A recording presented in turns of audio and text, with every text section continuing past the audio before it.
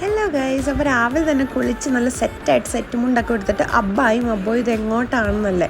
അപ്പോൾ ഇത് വേറെ എങ്ങോട്ടുമല്ല, ഇവരുടെ ജിമ്മിലേക്ക് പോകണം. അവിടെ ഓണം സെലിബ്രേഷൻ നടക്കുന്നുണ്ട്. അപ്പോൾ ഇവർ ചെന്നപ്പോഴത്തേക്കും ഓണം സെലിബ്രേഷനൊക്കെ ഏകദേശം തകൃതിയായിട്ട് നടന്നുകൊണ്ടിരിക്കുകയായിരുന്നു. ചെല്ലുമ്പോൾ തന്നെ നമുക്ക് ഈ നല്ലൊരു അത്തപ്പൂക്കളമൊക്കെ കാണാനും നല്ല അടിപൊളി ഒരു അത്തപ്പൂക്കളമൊക്കെ ഇട്ടിട്ടുണ്ടായിരുന്നു.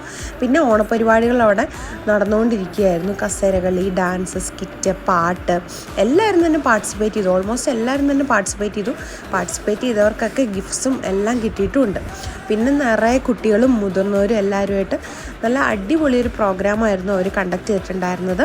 പിന്നെ അബോയിനെ ഓൾമോസ്റ്റ് അവിടെ എല്ലാവർക്കും തന്നെ അറിയാം. അതുകൊണ്ട് അബോയും അവിടെ ചെന്നിട്ട് നന്നായിട്ട് എൻജോയ് ചെയ്തിട്ടുണ്ടായിരുന്നു. നിറയെ ഫ്രണ്ട്സും ഉണ്ടായിരുന്നു അബോയ്ക്ക്. പിന്നെ ഇതിൻ്റെ മെയിൻ ഹൈലൈറ്റ് എന്ന് പറയാൻ സദ്യ തന്നെയായിരുന്നു. നല്ല അടിപൊളി പായസം കൂട്ടിയുള്ള സദ്യയായിരുന്നു കേട്ടോ.